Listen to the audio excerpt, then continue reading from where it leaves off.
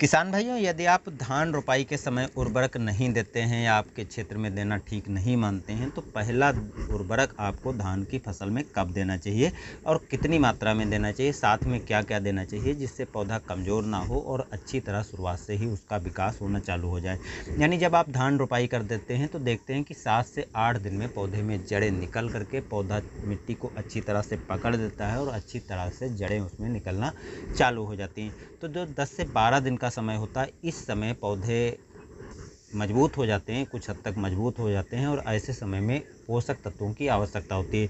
तो इस समय यदि आप उर्वरकों को दे देते हैं तो चाहे शुरुआत में नहीं दिया हो तब भी आपके धान कमज़ोर नहीं होंगे और पौधा अच्छी तरह से ग्रोथ और विकास करना जारी रखेगा। रोपाई के 10 से 12 दिन का जो समय होता है, इस समय यदि आप NPK, DAP या सिंगल सुपर फास्फेट दे रहे हैं, उसकी डोज थोड़ी आपको अलग तरीके से यूज करनी है। यानी NPK जो दे रहे हैं 12-32-16, उसकी 50 किलोग्राम मात्रा ले लेनी है। DAP यदि दे रहे हैं तो 50 किलोग्राम मात्रा ले लेनी है, साथ में 15 किलोग्राम पोटास ले लेना है। सिंगल सुपर फास्फेट ले रहे हैं तो 50 किलोग्राम आपको इस समय दे देनी है और 50 किलोग्राम जब 20 से 21 दिन का धान हो जाए उस समय दे देनी है।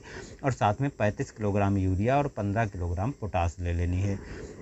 अब देने के तरीके के बारे में थोड़ा बात कर लेते हैं। तो NPK, DAP या सिंगल सुपर फास्फेट ले रहे हैं, इसकी आप पहले बुआई कर दें। बुआई करने के 24 घंटे के अंतर पर दूसरी अन्य चीज़ें भी देनी है। हाँ, NPK, DAP या सिंगल सुपर फास्फेट की बुआई कर रहे हैं तो इसके साथ में आप ग्रोथ प्रमोटर ले सकते हैं। सागरिका जो है समुद्री शैवालों से बना होता है, काफ़ी अन्य सूक्ष्म माइक्रो तत्व भी होते हैं जो पौधे की अतिरिक्त आवश्यकता की पूर्ति करते हैं, जैसे जड़ों का विकास हो गया, टेलरिंग आदि में काफ़ी अधिक सहायता करते हैं। तो उसको भी आप मिला लीजिए और मिला करके बुआई कर दीजिए। बाद में जो NPK ले रहे हैं तो उसके साथ 25 किलोग्राम आप बाद में 24 घंटे के अंदर अंदर यूरिया दे दीजिए। यूरिया के साथ 25 किलोग्राम के साथ 5 किलोग्राम 33% वाली मोनो जिंक भी आपको मिला लेना है।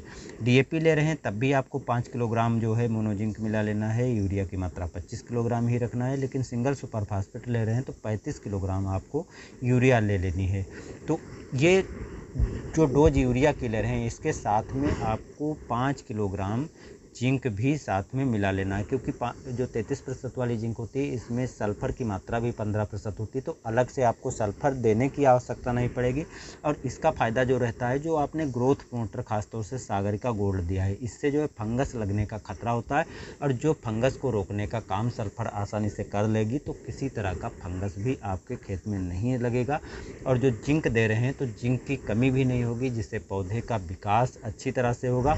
हाँ, कहीं कहीं पर आयरन सल्फेट की कमी देखी गई। आयरन की यदि आपके खेत में कमी दिखाई पड़ती है तो आयरन सल्फेट की 2 किलोग्राम मात्रा भी आपको साथ में जिंक के साथ में यूरिया के साथ में मिला करके दे देनी है।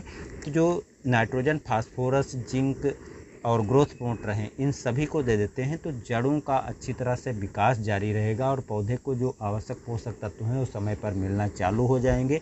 और जिससे जो 15 दिन के बाद का समय होता है उस समय देखते होंगे कि कल्लों का फुटाव होना चालू हो जाता है। तो कल्लों का फुटाव अच्छी तरह से हो सकेगा और पौधे में किसी तरह की कमजोरी नहीं दिखाई पड़ेगी, जिससे पौधा आपका काफ़ी अच्छे से चलेगा। लेकिन इसमें जो है टॉप ड्रेसिंग के जो रूप में यूरिया हम देते हैं उसका समय थोड़ा डिले रहता है, तो उसकी भी जानकारी आपको जल्दी मिल जाएगी यदि आप कमेंट में पूछते हैं कि हाँ उसकी जानकारी भी आपको चाहिए और साथ में क्या मिला करके देना चाहिए। जानकारी कैसे लगी ज़रूर बताइएगा। मिलते हैं नए वीडियो में। धन्यवाद।